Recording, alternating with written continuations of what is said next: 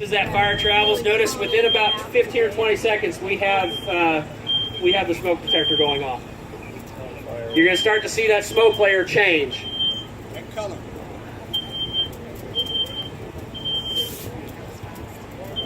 We're going to let this fire progress, and then we're going to close these doors, okay?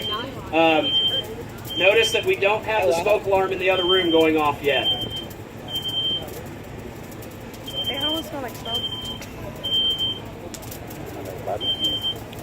Remember I talked about thermal layering and radiated heat. That smoke layer is getting hot, okay?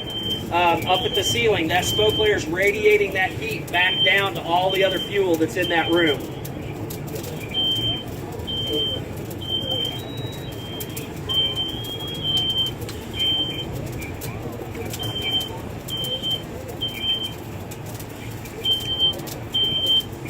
We still have a relatively controlled fire at this point. There is some heat building up in that room, but not a lot. Most of it's being exhausted out the top. You'll notice that there's no smoke down at the bottom of the floor. Okay, that's where that clean air is coming in. That fire is pulling that clean air in and entraining it into the fire. You'll notice that the top layer, the smoke layer, is starting to get darker and it's starting to come down.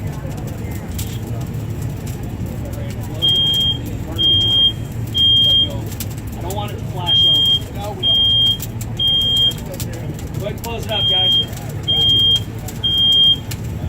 Okay, we're going to close this up. We're going to let this room burn for a little bit. I want you to notice what happens to the smoke in this other room.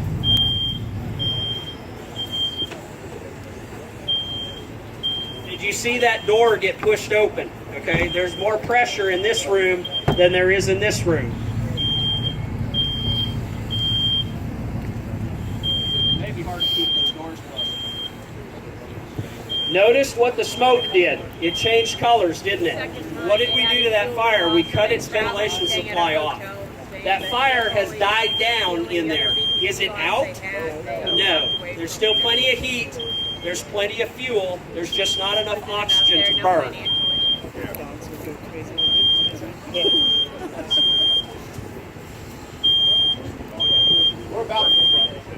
We're about 4 minutes into this fire now. My vantage point, maybe 3. I'm going to have him open that door just a little bit, but he's going to control it. Still burning good enough? It sounds like it.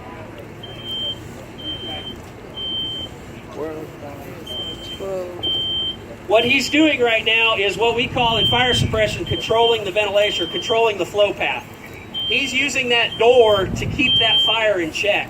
That fire is burning like crazy in that room, but it's not really able to go anywhere because he's controlling it. All right, let's go ahead and open it up. Now watch what this is going to do when he opens this door and leaves it open.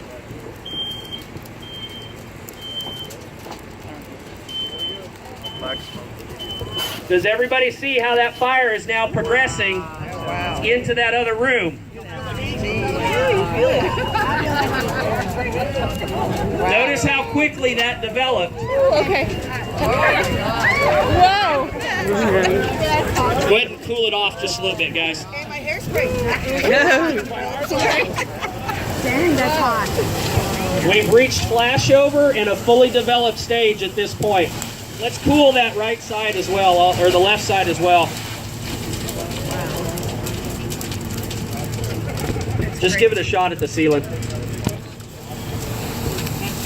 That's good. Can we close those doors again? I'm going to see if I can make it do it again. We're going to have them close those doors, and we should get it to flow into that other room again. Remember when I said the ventilation is critical? You saw how we controlled that fire with just the airflow. We'll let this other side go again. It should progress to flashover again. You'll start to see some flames at the bottom of the smoke layer. That smoke layer is combustible. As it gets hot enough and as it has enough oxygen, you'll start to see those flames coming out at the bottom. That's the transition phase as we lead into what's called flashover. Flashover is where everything in the room that can burn is burning.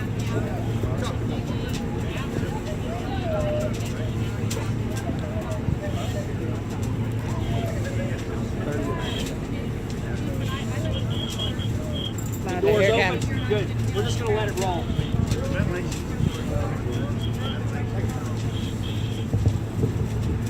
Okay, you've noticed that they're starting to see flames around the barn doors. That's not burning inside the room. That's the smoke igniting as it gets to the fresh air. That smoke's plenty hot. It's fuel. It's just visible flames on the outside. Watch the smoke layer that's going over the firefighters right now. You'll start to see that layer ignite.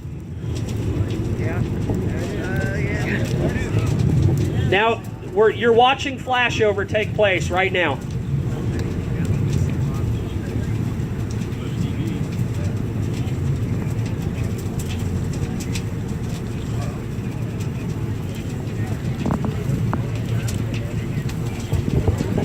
Okay, guys, let's cool this side. Is our door still intact?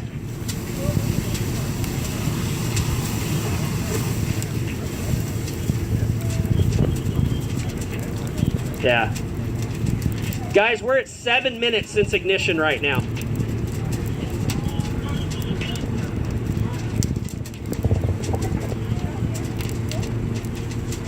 Let's knock it down one more time and then see if you can go in there and close the door.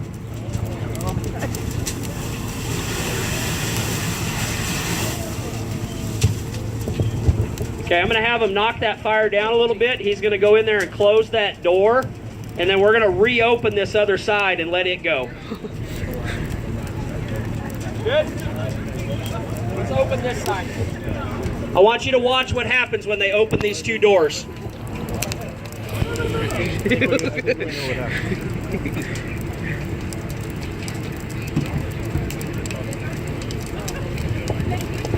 We're going to go to full room involvement real quick here.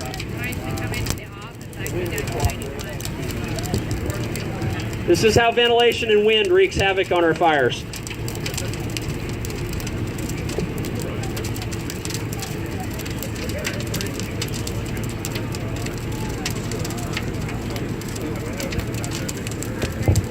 Okay, notice that we're not as intense as we were on this side. We've now become fuel controlled. There's not near as much fuel left to burn in that room as there was.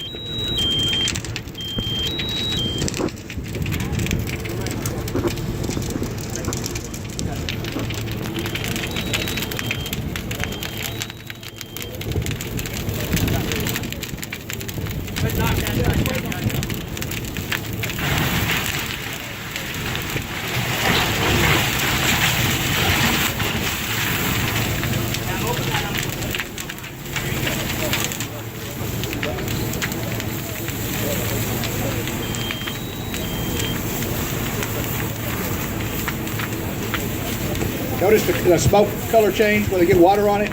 You know, at a distance, being a fire guy, driving across the city and so forth, I see a black column of smoke, and then all of a sudden I start to see it change colors to white. I know the fire department's there.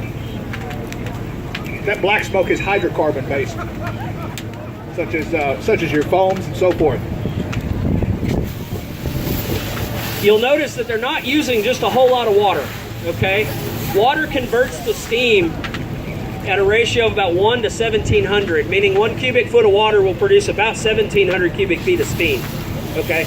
We can use that steam as firefighters to our advantage to control the fire. So if you're limited on your water, what they'll do is they'll hit some water up at the ceiling where it's the hottest, and it'll convert to steam, and that steam will actually act to suppress the fire.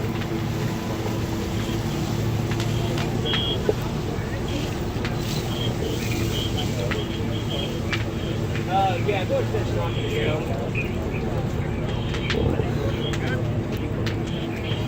Hit that door right there. Okay, as soon as these guys are done, anybody that wants to, I will be happy to kind of walk you up close and let you look.